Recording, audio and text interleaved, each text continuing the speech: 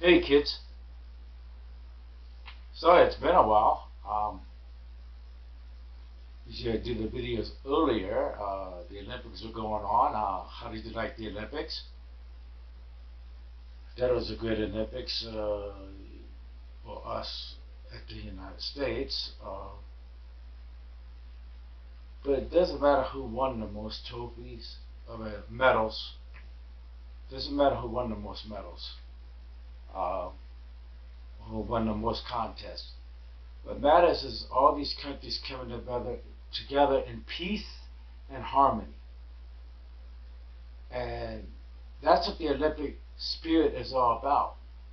And when countries like Ukraine, uh, basically they fled the homeland just to compete at the Olympics, then they have to go back to a war zone.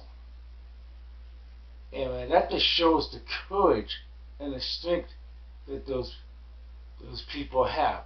I mean, that's character, and that's really what the heart of the Olympics is about.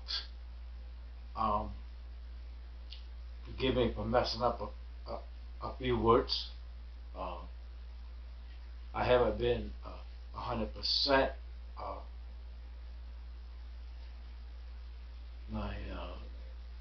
I have a traumatic brain injury, and it acts up once in a while. So I've been kind of taking it easy and just watching the Olympics, and now I'm getting back into my routine. So I have to do a video for you kids. In this month, August, I promised you guys.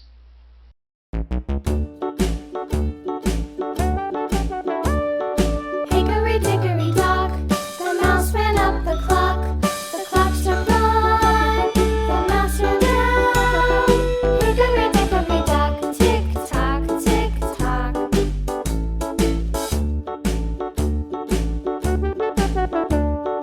Hickory dickory dock, the bird looked at the clock. The clock struck two, away she flew. Hickory dickory dock, tick tock, tick tock.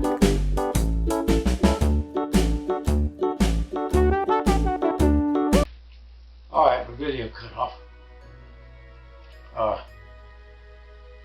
Here's my promise read. Alice in Wonderland.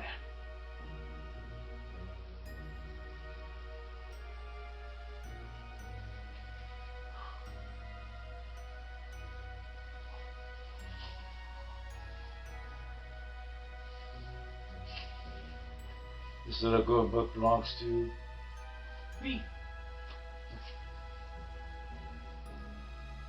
This is Alice in Wonderland, adapted by Kelly Slater, illustrated by Frank Natal. This is the front page.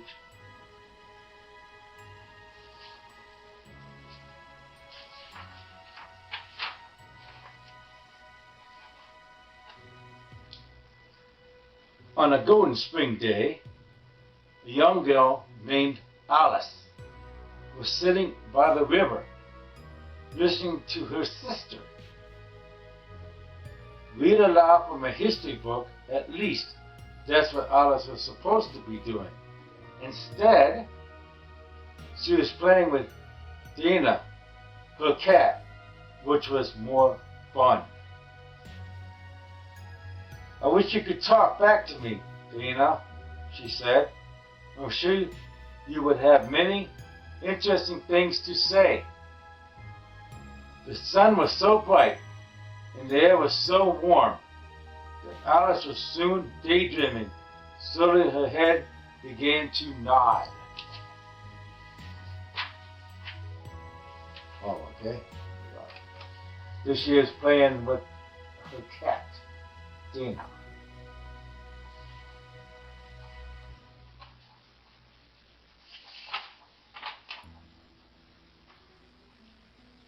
She snapped to attention, however, when a large white rabbit. Wait, did I miss something? Hold on. Okay, nope. Okay. Anyway, she snapped to their attention when a large white rabbit was dashing by. Strangely, he was wearing a waistcoat and a bow tie, and carrying a huge pocket watch. Even more strangely, he was talking to himself. I'm late for a very important date, the white rabbit muttered as he went along. In a flash, Alice was on her feet, chasing after him. So there's Alice chasing after the white rabbit.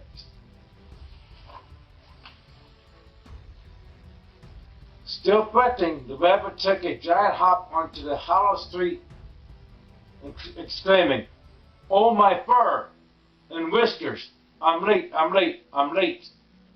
Alice thought that he might be late for a party, so she followed him into the tree. So Alice is going into the tree, following the white rabbit.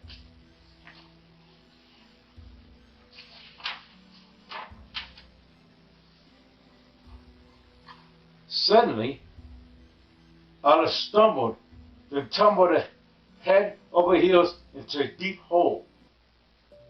After a while, instead of falling faster, she began to fall slower and slower until she was floating more than falling.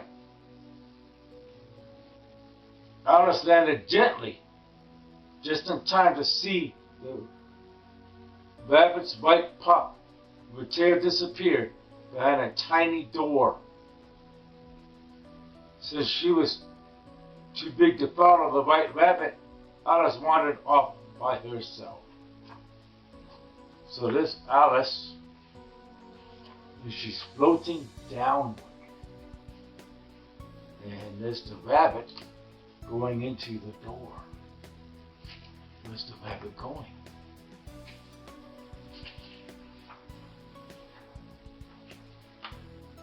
So, as Alice is wandering about herself, Alice soon discovered that she had entered a strange and wondrous land. It was full of the oddest creatures she had ever seen. There were talking birds and walking fish. There was also a Cheshire cat with the wildest of grins, who kept appearing and disappearing, and sometimes only the cat's grin could be seen. Alice thought the creatures all seemed quite at home in the topsy-turvy Wonderland. She hoped that one of them could help her find the white rabbit, but they were no help at all. All right. This Alice in the wondrous land, and this the Cheshire cat with the widest grin.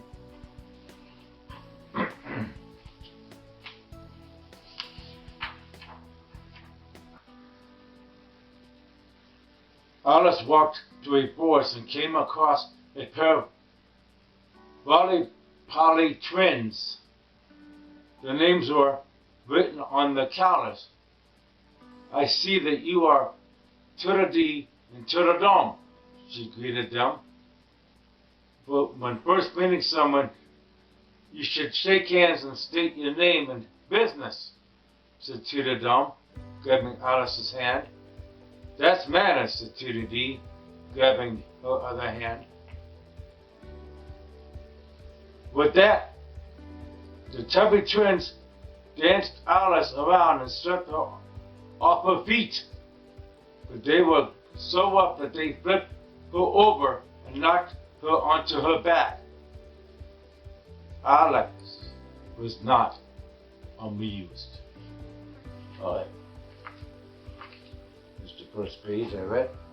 It's Tweedledee and Tweedledum grabbing Alice's hands, saying, "Supposed to shake hands, first state your name." But they grabbed her so tightly that they tumbled her over onto her back There she is, laying there. She's not very amused at all.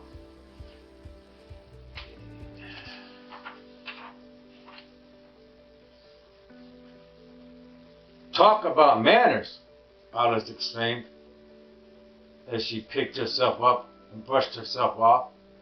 If you must know, my name is Alice, and I am following the White Rabbit. I'm very sorry, but I must go. Alright, she had this page then first.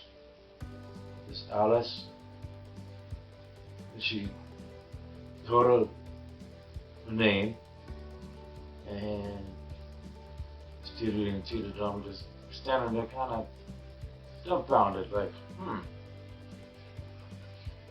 Alright. This page she's happy, so let's see what's going on here. Despite the twins' protest, Alice went on her way. Soon she came to an unusual garden. Preaching about were bread and butterflies and a rocking horse fly. Then Alice discovered that the flowers of Wonderland could speak. So bread, butterflies, rocking horse flies. That's interesting.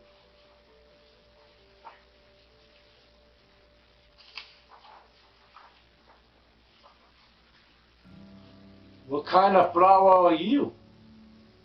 The big rose asked her. Oh, I'm not any kind of flower, Alice replied. No fragrance, Daisy said, sniffing at Alice's hair. But I'm not a flower, Alice repeated. Just as I suspected, the rose cried. She's nothing but a common weed.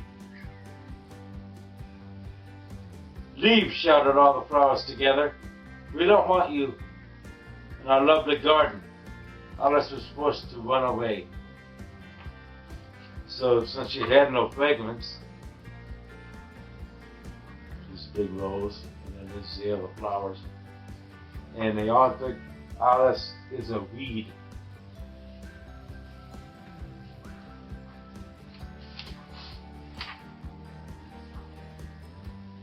Near the garden, Alice saw a familiar grin up in a tree. It was a Cheshire cat. When the rest of him appeared, Alice said, "Have you seen the White Rabbit?" "No," said the Cheshire cat. "But if I were looking for him, I'd ask the Mad Hatter." "I'm not sure I want to visit a mad person," said Alice. You can't avoid it," said the cat. "Mostly everyone here is mad."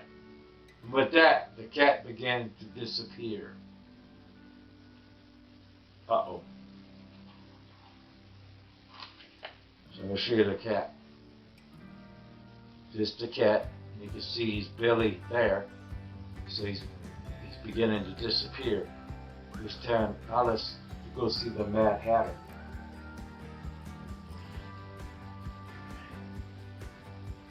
And of course, you can see on this page, there's a sign of the Mad Hatter. So here we go. When the cat had completely disappeared, Alice realized that he hadn't told her how to find the Mad Hatter. As she wandered on, she saw two road signs pointing in the same direction. One read Mad Hatter and the other read March Hare.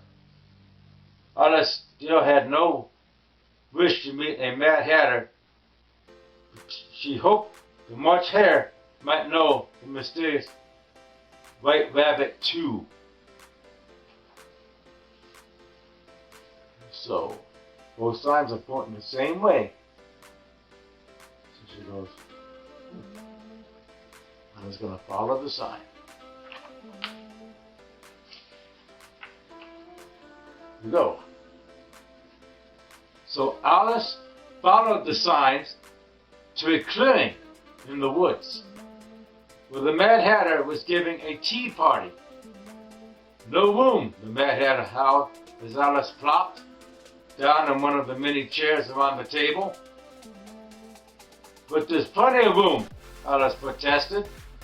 "Perhaps," the Mad Hatter admitted, "but it's very rude to sit down without first being invited." The Hatter and the Hare then proceeded to make Alice feel quite unwelcome. They not only refused to give her any tea, but it was clear that they had no intention of helping her find the right rabbit. So once again, Alice set off on her own. So there's Alice at the table. There's the Hare. There's the Mad Hatter.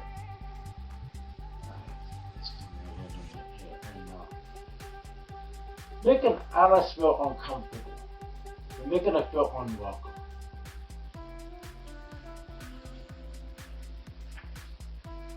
We're not supposed to make others feel unwelcome, are we, kids?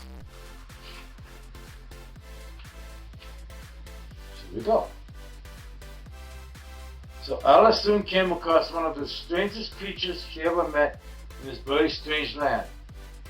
The Queen of Hearts. Though the queen was dressed like an ordinary queen in an ordinary deck of cards, she was most regal as she ordered her subjects around. The queen was playing an odd game of croquet. The wickets were cards, the balls were hedgehogs, and the mallets were flamingos. When the queen invited Alice to play, she thought it might be fun, but it wasn't. Alice Flamingo refused to cooperate, and the queen turned out to be a terrible sport. "Off with his head," she cried the minute anyone displeased her.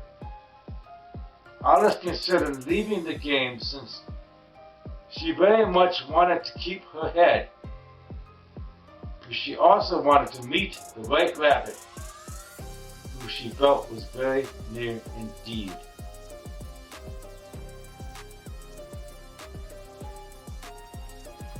See, so the flamingo did not cooperate to hit the hedgehog.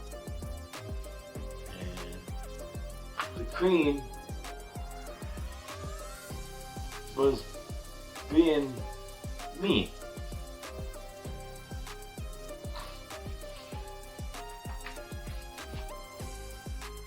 As it turned out, Alice did see the white rabbit.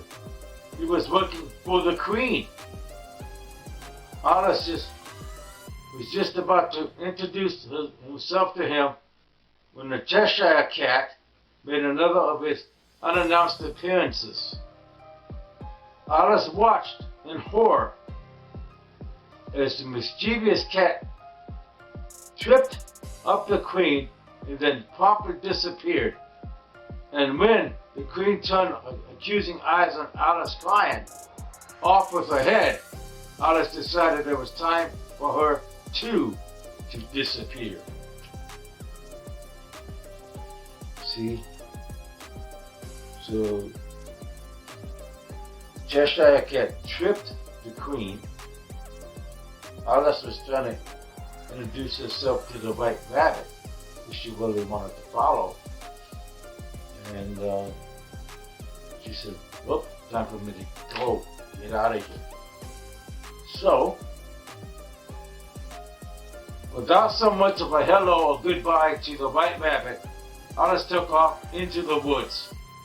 Faster and faster she ran, until she tripped headlong over a root, and once more found herself rolling and swirling through time and space. "Please wake up, Alice," she heard a soft voice say. Alice awoke with a start back into the riverbank. Dinner the cat was caught up in her lap.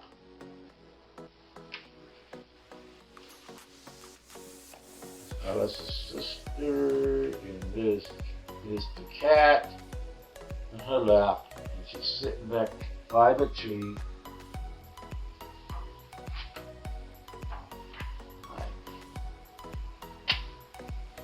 "You've been dreaming," said Alice's sister. "Oh dear," Alice cried. "I must have fallen asleep while you were reading to me." "It's been a long day," said her sister. "No wonder you're tired. Why don't we just go home now and have our tea?"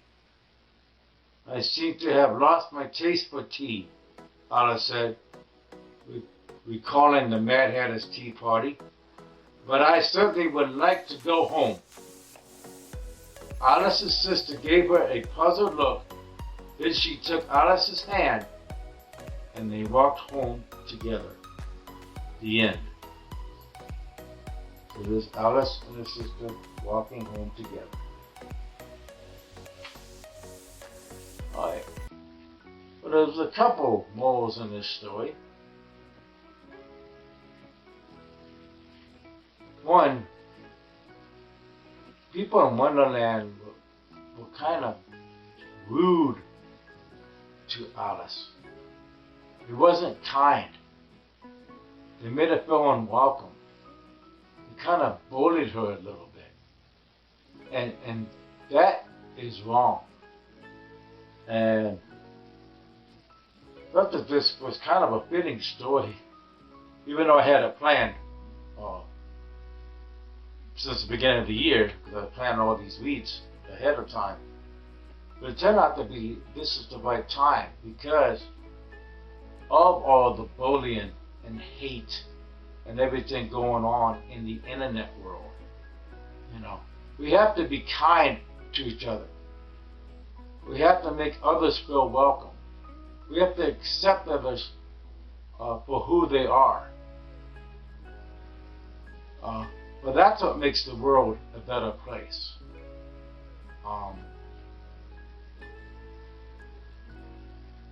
Let's stop the hate. Let's have some love. Let's have some kindness. Like I said before in my reads, my son Kenny, he always gave hugs. He always gave a smile. He really cared about people. He loved to brighten people's day and make them feel welcome, and make them feel good about themselves. And if we all did that,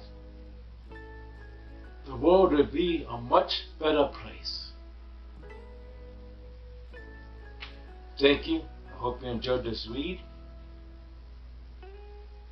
Like and subscribe. Blessings always. Hickory dickory